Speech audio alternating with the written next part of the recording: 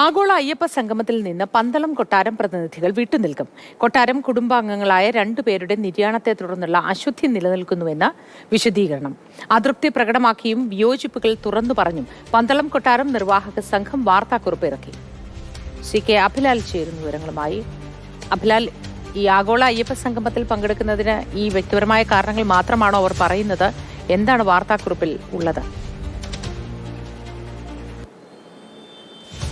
സർക്കാരിന്റെയും ദേവസ്വം ബോർഡിന്റെയും നിലപാടുകളുമായി ബന്ധപ്പെട്ട കടുത്ത വിയോജിപ്പും എതിർപ്പും പ്രതിഷേധവും രേഖപ്പെടുത്തിക്കൊണ്ട് തന്നെയാണ് പന്തളം കൊട്ടാരം നിർവാഹക സംഘം വാർത്താക്കുറിപ്പ് ഇറക്കിയിരിക്കുന്നത്. അതിന്റെ ആദ്യഘട്ടത്തിൽ തന്നെ പറയുന്നുണ്ട്, ഇതുമായി ബന്ധപ്പെട്ട പ്രതികൾ ക്ഷണിക്കാനെത്തിയ വേളയിൽ പന്തളം കൊട്ടാരം നിർവാഹക സംഘം തങ്ങളുടെ നിലപാട് വ്യക്തമാക്കിയതാണ്. 2 വിഷയങ്ങളാണ് പ്രധാനമായും ചൂണ്ടിക്കാണിച്ചത്.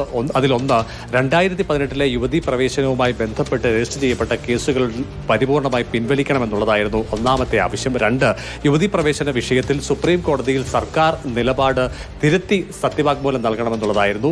പിന്നീട് വന്ന മാധ്യമ വാർത്തകളിൽ നിന്നും ഈ 2 വിഷയങ്ങളിൽ നിന്നും സർക്കാർ പിന്നോട്ട് പോകുന്നില്ല എന്ന് അറിയാൻ കഴിഞ്ഞിട്ടുണ്ട്. ചുരുക്കത്തിൽ ദേവസ്വം ബോർഡിന്റെയും സംസ്ഥാന സർക്കാരിന്റെയും നിലപാടിനോട് കടുത്ത പ്രതിഷേധവും അത് ഭക്തർ എന്നുള്ള നിലയിൽ കടുത്ത വേദനയ്ക്ക് ഇടയാക്കുന്നതുമാണ് എന്നാണ് ആദ്യഘട്ടത്തിൽ പറയുന്നത്. അതേസമയം തന്നെ രണ്ടാം ഭാഗവുമായി പറയുന്നത് കുടുംബാംഗങ്ങളായ 2 പേരുടെ നിര്യാണത്തെ തുടർന്നുള്ള അശുദ്ധി നിലനിൽക്കുന്നതിനാൽ ആഗോള അയ്യപ്പ സംഘവുമായി ബന്ധപ്പെട്ട പരിപാടികളിൽ നിന്നും കുടുംബാംഗങ്ങൾ വിട്ടുനിൽക്കുമെന്ന് സൂചിപ്പിച്ചുകൊണ്ടാണ് ഇത് അവസാനിപ്പിക്കുന്നത്. ചുരുക്കത്തിൽ തങ്ങൾ മുന്നോട്ട് വെച്ച 2 വിഷയങ്ങളോടും സർക്കാരോ ദേവസ്വം ബോർഡോ അനുകൂലമായി പ്രതികരിക്കാത്ത വിഷയം കൂടി മുൻനിർത്തിയാണ് ഈ പിന്മാറ്റം എന്നുള്ളത് വ്യക്തമാണ്.